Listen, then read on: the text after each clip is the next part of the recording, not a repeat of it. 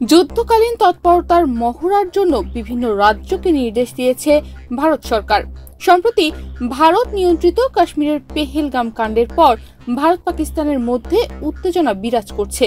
দুই দেশের কূটনৈতিক সম্পর্কের অবনতি, ভারত পাকিস্তানের একে অপরকে পাল্টা নিষেধাজ্ঞা জারি এবং দুই দেশের মধ্যে ক্ষেপণাস্ত্র পরীক্ষা সবকিছু মিলেই ভারত পাকিস্তানের উভয় দেশেই যুদ্ধ আবহ সৃষ্টি হয়েছে।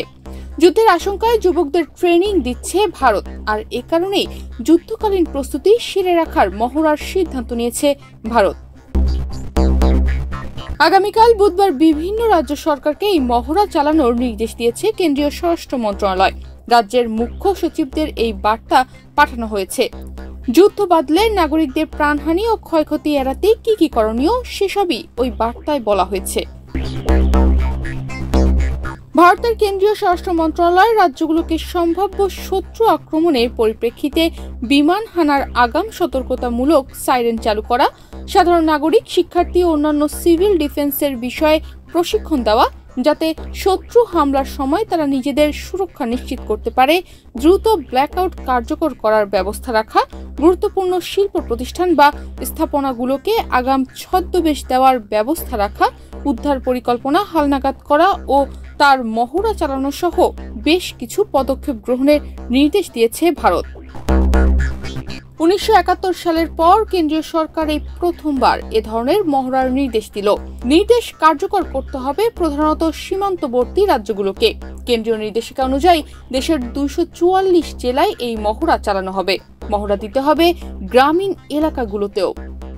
এই মহড়ায় মূলত দেখা হবে শত্রু দেশের বিমান হামলার সময় সতর্কতামূলক সাইরেনের ব্যবস্থা ঠিক আছে কিনা, কিংবা রাতে হামলার আশঙ্কা রুখতে ব্ল্যাকআউট ব্যবস্থা কার্যকর অবস্থায় রয়েছে কিনা, বিমান হামলা থেকে বাঁচতে গুরুত্বপূর্ণ এলাকায় তৈরি বাংকারগুলো তৈরি রাখা হচ্ছে কিনা ইত্যাদি। বিমান হানা রুখতে ব্ল্যাকআউট একটা কার্যকর ব্যবস্থা। শত্রু বিমানের আক্রমণের লক্ষ্য আড়াল করতে এলাকা নিষ্প্রদীপ রাখাই এ ব্যবস্থার উদ্দেশ্য, যাতে বিমান চালককে বিভ্রান্ত করা যায়। পাঞ্জাব সীমান্তের ফিরোজপুরে গত রোববার রাতে আচমকাই এই ব্ল্যাকআউট মহড়া চালানো হয়। প্রস্তুতি হিসেবে সেতু, বিমানবন্দর, জাহাজ বন্দর, তেলের ডিপো, বিদ্যুৎ কেন্দ্র সহ বিভিন্ন গুরুত্বপূর্ণ সরকারি স্থাপনা ঢেকে রাখার কর্মসূচিও নেওয়া হয়, যাতে আকাশ থেকে তা দৃশ্যমান না হয়। সীমান্তবর্তী রাজ্যগুলোকে এসব কাজ দ্রুত সেরে ফেলার নির্দেশ দেওয়া হয়েছে। এদিকে দুই পরমাণু শক্তিধর প্রতিবেশী ভারত ও পাকিস্তানকে সর্বোচ্চ সংযম প্রদর্শনের আহ্বান জানিয়েছেন জাতিসংঘের মহাসচিব আন্তোনিও গুতেরেসে। তনিমা রহমান, বাংলাদেশ প্রতিদিন।